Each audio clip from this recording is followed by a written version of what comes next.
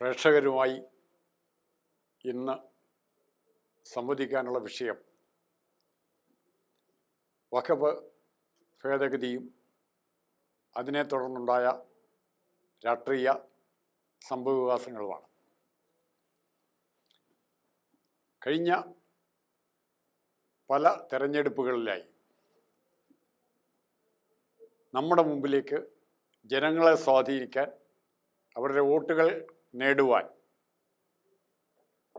ജാതിമത വികാരങ്ങളെ ഉയർത്തി, അതൊരു വികാരപരമായ തലത്തിലേക്ക് ഉയർത്തി വോട്ട് നേടുവാൻ പല രാഷ്ട്രീയ കക്ഷികളും കാലാകാലങ്ങളിൽ ശ്രമിച്ചുകൊണ്ടിരിക്കുന്നു. ഇതിന് ഒത്തിരി തുടർച്ചയുണ്ട്, പിന്തുടർച്ചയുണ്ട്.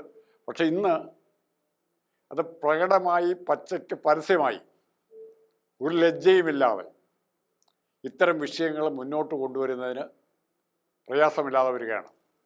ഉദാഹരണത്തിന് ചെറിയ ചെറിയ കാര്യങ്ങൾ തൊട്ട് ക്ഷേത്രങ്ങളിൽ പുരുഷന്മാർക്ക് ഷർട്ടില്ലാതെ പ്രവേശനമുണ്ടോ, അല്ലെങ്കിൽ എമ്പുരാൻ സിനിമയിൽ എന്തൊക്കെയാണ് പറഞ്ഞിരിക്കുന്നത്, ഇങ്ങനെയുള്ള കാര്യങ്ങളിലേക്ക് മനുഷ്യൻ്റെ ചർച്ചയെ കൊണ്ടുപോവുകയാണ്.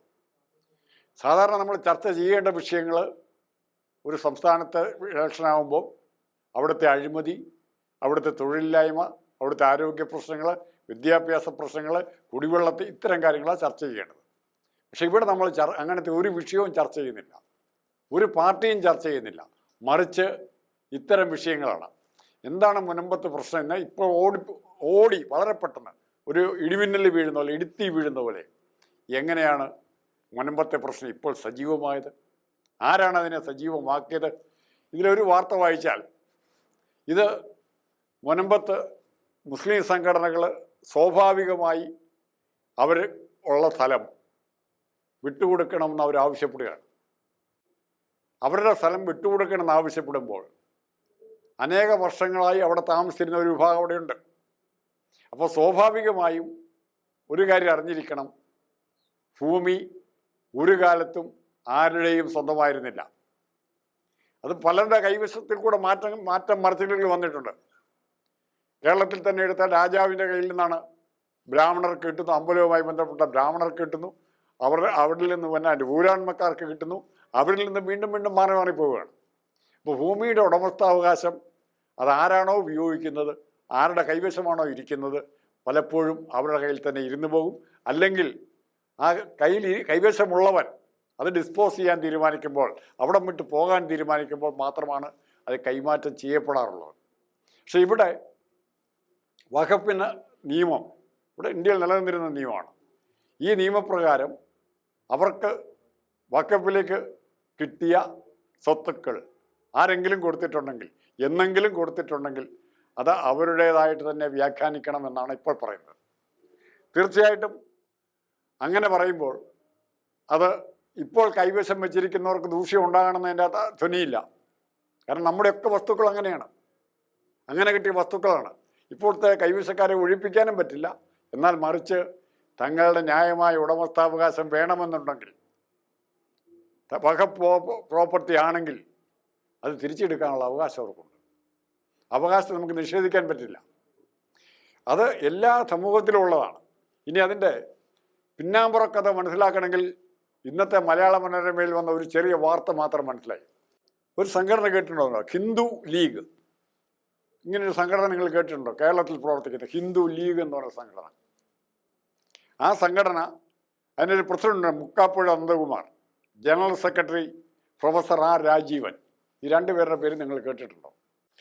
വഖഫ് ഭേദഗതി ബില്ല് പാസ്സാക്കണം എന്ന് പറഞ്ഞവർക്ക് അനുകൂലമായി പ്രസ്താവനയുമായി വന്നിരിക്കുന്നത് ഹിന്ദു ലീഗ് പ്രസിഡന്റ് മുക്കാപ്പുഴ നന്ദകുമാറും ജനറൽ സെക്രട്ടറി പ്രൊഫസർ ആർ രാജീവുമാണ്.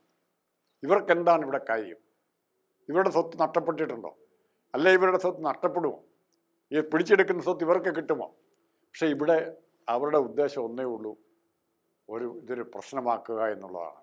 അല്ലെങ്കിൽ ഒരു ജുഡീഷ്യൽ സ്ക്രൂട്ടിനിക്ക് വിധേയമാക്കി കേരളത്തിലെ മാത്രമല്ല ഇന്ത്യയിൽ മുഴുവനുള്ള സ്വത്തുക്കൾ ആശ്രമങ്ങളുടെ കയ്യിലും, സന്യാസി മഠങ്ങളുടെ കയ്യിലും, മതസംഘടനകളിലും, NSSൻ്റെ കയ്യിലും, SNDPയുടെ കയ്യിലും, ക്രൈസ്തവ സമൂഹം എല്ലാം ഒരു ജുഡീഷ്യൽ സ്ക്രൂട്ടിനിക്ക് വിധേയമായി ഈ സ്വത്തിൻ്റെ നിയമപരമായ അവകാശം പട്ടയം കൊടുക്കുന്ന പോലെ പതിച്ചു കൊടുക്കാൻ ഇവർ തയ്യാറാകണം. അത്തരം ഒരു ഡിമാൻഡ് ഇവരുടെ ഭാഗത്തുനിന്നില്ല. മോഡിയും അത് പറയുന്നില്ല. ഒരു സമഗ്രമായ അന്വേഷണം നടത്തിയാൽ അത് ശ്രീരാമൻ്റെ അമ്പലമാണെങ്കിലും ലക്ഷ്മണൻ്റെ അമ്പലമായാലും ശ്രീകൃഷ്ണൻ്റെ അമ്പലമാണെങ്കിലും ഇത് തീർച്ചയായിട്ടും അത് അവയുടെ സ്വത്തുക്കൾ ആരുടെ കൈവശമുണ്ട്, എന്നാണിത് പതിച്ചു കിട്ടിയത്, എന്തുകൊണ്ട് ഇത് ക്രയവിക്രയം ചെയ്യാൻ പറ്റുന്നില്ല, ഇത്തരം കാര്യങ്ങളെക്കുറിച്ച് സമഗ്രമായ ഒരു ജുഡീഷ്യൽ സ്ക്രൂട്ടിനി നടത്തുന്നതിൽ കൂടെ മാത്രമേ ഈ പ്രശ്നം പരിഹരിക്കാൻ സാധിക്കുകയുള്ളൂ. ഇന്ത്യയിലെ രാഷ്ട്രീയ കക്ഷികൾ, കാരണം ഇത്തരം പ്രശ്നങ്ങൾ ഏറ്റവും ആദ്യം കുത്തിപ്പൊക്കുന്നവരാണ് രാഷ്ട്രീയ കക്ഷികൾ.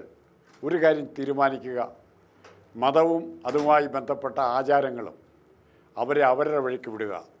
എനിക്കോ നിങ്ങൾക്കോ ഈ ആചാരങ്ങൾ അനുഷ്ഠിക്കുന്നത് കൊണ്ട് നഷ്ടമുണ്ടായെങ്കിൽ മാത്രം, ജീവിതത്തിൽ ഉണ്ടാകുന്നെങ്കിൽ മാത്രം നമ്മളതിനെ പ്രതിഷേധിക്കുക. നിയമപരമായി തന്നെ പ്രതിഷേധിക്കാൻ അതിന് 100 വകുപ്പുകളുണ്ട്. ഇപ്പോൾ ഇങ്ങനെ ഓരോ വിഷയങ്ങൾ കൊണ്ടുവന്ന് സമൂഹത്തെ, ഇപ്പോൾ ലവ് ജിഹാദ് വളരെ പറയാൻ എളുപ്പമുണ്ട്. ജിഹാദ് അത് നാച്ചുറലായിട്ടുണ്ടാകുന്നുണ്ട്, കൃത്രിമമായിട്ടുണ്ടാകുന്നുണ്ട്. പ്രേമവിവാഹങ്ങളും തട്ടിക്കൊണ്ടുപോകലും എല്ലാ പുരാണങ്ങളിലൊക്കെ ഇഷ്ടം പോലെയുണ്ട്. അതെല്ലാം ജിഹാദല്ലേ? സൂദ്രാഹരണം തുടങ്ങിയ മഹാഭാരതത്തിലെ കഥകൾ പാടുന്നവർ തന്നെയാണ് ജിഹാദിനെതിരായി സമരം ചെയ്യുന്നത്. ഇത്ര മാത്രമാണ് തൽക്കാലം ഇതുമായി ഇപ്പോൾ പറയാനുള്ളത്. നാളെ ഇതിൻ്റെ കൂടുതൽ വിശദീകരണങ്ങളുമായി ഞങ്ങൾ വീണ്ടും രംഗത്ത് വരുന്നതായിരിക്കും.